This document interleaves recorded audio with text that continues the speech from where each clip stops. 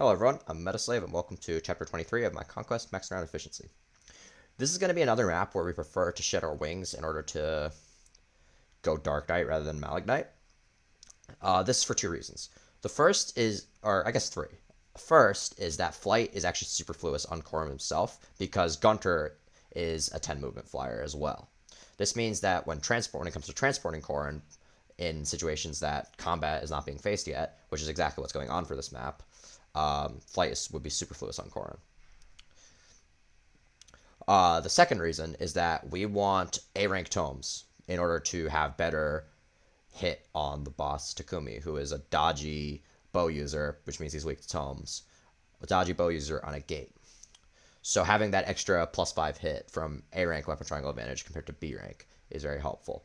The third reason is that there are some snipers that need to be cleared out with, Corrin being our 1-2 range Juggernaut. But as a Malig Knight, he'd be weak to those bows and could die. But as a Dark Knight, he takes next to nothing from them, and therefore that's preferred. This map is kind of like one that expects you to go in this like zigzag, facing a bunch of strong enemies along the way. But pretty much the western corner of the map can just be completely bypassed by flying over the chasm that you can see on the screen right now. Which is good because there's nothing particularly worth going to the west side of the map for beyond just extra EXP that we don't need. But that being said, there are still some side objectives on the eastern part of the map that we need to worry about in addition to just reaching Takumi in the gate in a timely fashion. They are Rallyman, a generic Master of Arms that comes with Rally Strength, Rally Speed, Rally Defense, and Rally Res all at the same time, which naturally is going to be very helpful to capture and have on our team. And the other is the two chests on the northeast corner that are a boots and 10,000 gold. The former is non-negotiable, while the 10,000 gold is, somewhat missable, I guess.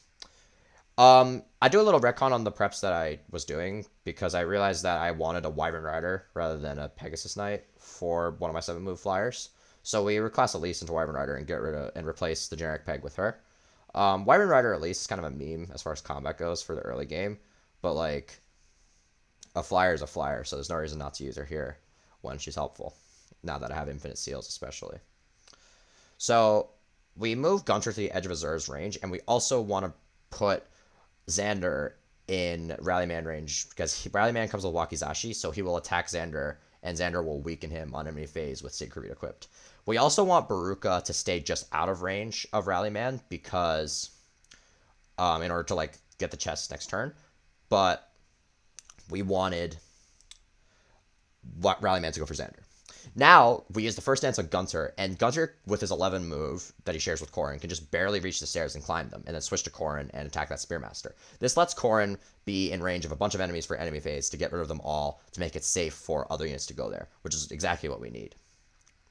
Now we use the second dance on Camilla and Selena, but we also want to separate the unit we used as our transfer bot from Azura, because we want Elise to be able to act freely next turn. So we move Camilla and Selena up here, but those Basara will not attack them, so Camilla and Selena are completely safe as they are. But now we need Corrin to deal with all these enemies that attack him. The most dangerous ones, damage-wise, are the Spearmasters, because they have Weapon Triangle advantage with their S-rank Weapon Triangle, which gives them an extra 2 damage. But beyond that, Corrin is more than bulky enough to either block to either take the hit or block it with Guard Gauge. And the Wakizashi Master of Arms and the Snipers do next to nothing and just get slaughtered in return. Rallyman attacks Xander here, and Xander left him at 4 HP with the counterattack of Siegfried. And that's exactly what we need, because Niles does exactly 4 damage with his Forged Bow. Corrin level caps here, and while we do have an internal seal from the Renown inbox that we get innately, which is nice because we do want some more levels on Corrin to learn more skills. We don't have time to use the Eternal Seal mid-map, though, but that's fine. We kill Obero here because she's way too dangerous to be left alive if we want Camilla to get in range of seizing. But before we move Camilla, we need to open one of the chests, which we do here by first shoving Baruka, since she was 1 tile short of reaching that chest. But because Master Ninja Man has a bunch of vulneraries, he convoy warps the boots. This way, we can get Camilla to pull the boots out of the convoy and use the boots here. We need to do this because if she was one tile forward from where she is instead, to like, I guess, be close, the same distance from the throne, she would get body blocked by these enemies that are left alive. So instead, we just hang back, access the convoy from Corrin, and take the boots.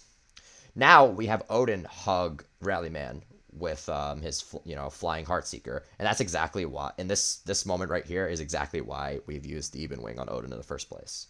And in order to also get the attack stance hit boost, we transfer Xander to Odin from Niles, and had 100 hit on Rallyman with the bronze bow.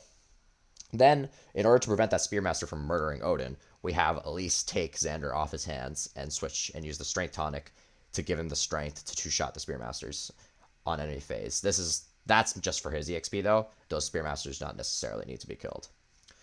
That Master of Arms really has no chance of being killed by Camilla, which is good because that Spearmaster, the Master of Arms, and the Basara would combine to kill Camilla, but Camilla can take 2 hits instead. The Spearmaster instead will just suicide on Corrin, but that's exactly what we need. Now that the enemies were forced to attack from our right side, but we don't really care about our right side anymore because we're trying to reach Takumi. So it's time to clean up on turn 3 player phase with aforementioned Xander kills because he's quite underleveled, so he does get a lot of EXP as a result, even despite his higher internal level relative to Camilla and Corrin. The boss Takumi, like I said before, is a dodgy jerk who also has 2 proc skills, Vengeance and Red Heaven.